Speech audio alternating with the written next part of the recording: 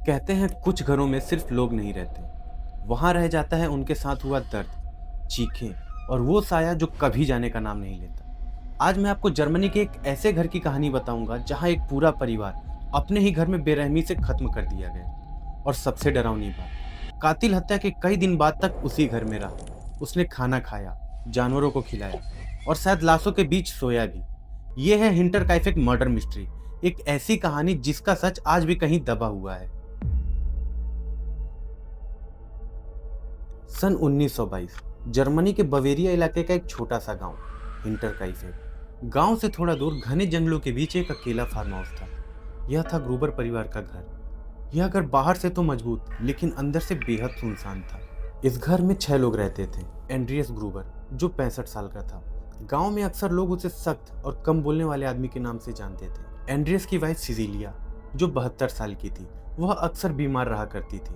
Andreas की बेटी Victoria Gabriel जो 35 साल की थी और उसके 2 बच्चे, छोटी सिजेलिया और जोसेफ जो 7 साल और 2 साल के थे। और घर में काम करने आई एक नई नौकरानी मारिया हॉफनर जो इस हत्या के एक दिन पहले ही इस घर में आई थी। पिछली नौकरानी ने यह बोलकर काम छोड़ा था कि इस घर में कुछ ठीक नहीं है। कोई है जो रोज रात में अटारी पर चलता है लेकिन दिखाई नहीं देता। अटारी दरअसल घर के ऊपरी हिस्से को कहा जाता है, क्योंकि उन दिनों ज्यादातर घर झोपड़ी नुमा होते थे तो हर घर में अटारी होती ही थी। और अटारी का इस्तेमाल अक्सर लोग घर की पुरानी चीजें रखने के लिए करते थे। घर की पुरानी नौकरानी ने यह भी बताया कि उसने कुछ दिन पहले किचन में किसी अज्ञात शख्स को देखा, लेकिन जब वो उसके पास गई तो अचानक से गायब हो गया। यह परिवार गांव से थोड़ा अलग रहता था और लोगों से ज्यादा मेलजोल नहीं था, लेकिन इस घर के बारे में कुछ अजीब बातें थी जो धीरे धीरे फैलने लगी थी। गांव के लोग कहते थे कि ग्रूबर परिवार में कई राज छिपे हुए हैं, लेकिन खुलकर कोई कुछ नहीं बोलता था। हत्या के लगभग 6 दिन पहले एंड्रियस ने एक अजीब बात नोटिस की। उसने देखा कि उसके घर के पीछे बर्फ पर पैरों के निशान हैं, जो जंगल से उसके घर की तरफ आ रहे थे, लेकिन वापस जाने का कोई निशान नहीं था। शुरुआत में उसने सोचा यह कोई गांव वाला होगा, लेकिन अगले दिन उसने अपने अटारी से किसी के चलने की आवाज़ सुनी।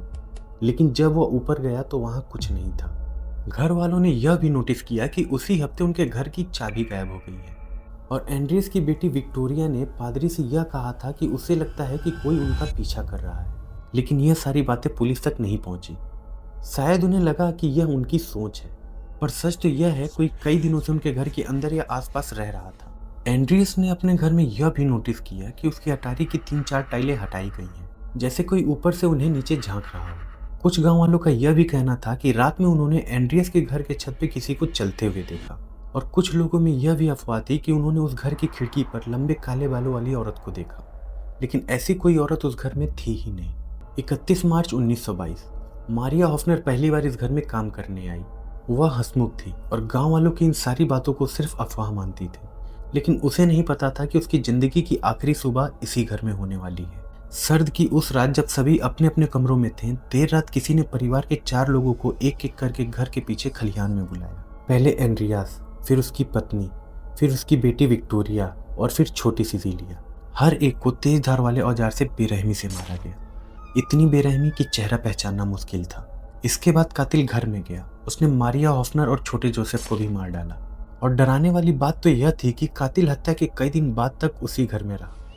उसने जानवरों को खाना खिलाया, खाना पकाया, जिससे चिमनी में धुआं उठता रहा। यानी वह किसी अजनबी की तरह भागा नहीं, बल्कि उस घर में ऐसे रहा जैसे वह घर उसी का हो। 4 अप्रैल 1922 गांव के कुछ लोगों ने नोटिस किया कि ग्रूबर परिवार कई दिनों से नजर नहीं आ रहा है। डाकघर में चिट्ठियां जमा हो रही थी, बच्चों ने स्कूल आना जाना बंद कर दिया था और दूध वाला कई दिनों से घर का दरवाजा खटखटा रहा था। जब गाँव के लोग अंदर गए तो उन्हें खलिहान में 4 लाशें मिली और घर के अंदर 2 और। पुलिस को तुरंत बुलाया गया। जांच के दौरान पुलिस को कुछ अजीब बातें पता चली। लाशें पुआल से ढकी हुई थी, जैसे कातिल उन्हें छिपाना चाहता था, लेकिन पूरी तरह से नहीं। जानवरों को ठीक से खाना खिला दिया गया था, जैसे कातिल हत्या के कई दिन बाद तक उसी घर में रुका था। रसोई में हाल ही में खाना मिला। चूल्हे में आग जल रही थी। घर के दरवाजे और खिड़कियां अंदर से बंद थी, यानी कातिल बाहर से नहीं अंदर से ही था। एक पड़ोसी ने पुलिस को यह गवाही दी कि हत्या के कई दिन बाद तक चिमनी से धुआं उठ रहा था और उसने खिड़की के पास किसी को चलते हुए भी देखा। पुलिस के सामने कई संदिग्ध थे। लॉरेंज, जो उनका पड़ोसी था और हत्या वाली जगह पर सबसे पहले पहुंचा था। कहा जाता है कि उसका विक्टोरिया के साथ अफेयर था और कुछ लोग तो यह भी मानते थे कि जोसेफ उसी का बेटा है। हत्या वाली रात तो वह गांव में ही था, लेकिन पुलिस को उसकी चाल ढाल कुछ अजीब सी लगी। दूसरा संदिग्ध विक्टोरिया का पूर्व पति कार्ल गैब्रियल था, जो वर्ल्ड वॉर फर्स्ट में मारा गया था। अफवाह यह थी कि वो मरा नहीं, कहीं छिपा हुआ था और बदला लेने के लिए वापस लौटा था। तीसरा संदिग्ध वो अज्ञात व्यक्ति जो कई दिनों से उनके घर में रह रहा था। पैरों के निशान और अटारी की आवाजें इसी तरफ इशारा कर रही थी, लेकिन किसी के खिलाफ कोई ठोस सबूत नहीं थे।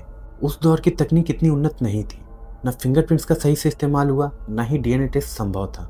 पुलिस ने सैकड़ों लोगों से पूछताछ की, लेकिन केस वहीं का वहीं रहा।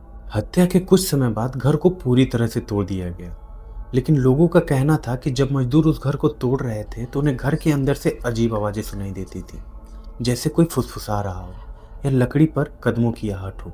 आज 100 साल बाद भी हिंटर कैफे की हत्या का राज नहीं खुला। कातिल कौन था? क्या वो परिवार का कोई अपना था या कोई अज्ञात शख्स जो कई दिनों से उस अटारी पर छिपा हुआ था? गांव के बुजुर्ग कहते हैं, अगर आप उस जगह पर जाएं जहां कभी वह घर था, तो रात में ठंडी हवा में आपको कदमों की आहट सुनाई देगी। ये सिर्फ हत्या की कहानी नहीं, एक ऐसा रहस्य है जिसे समय कभी मिटा नहीं सका।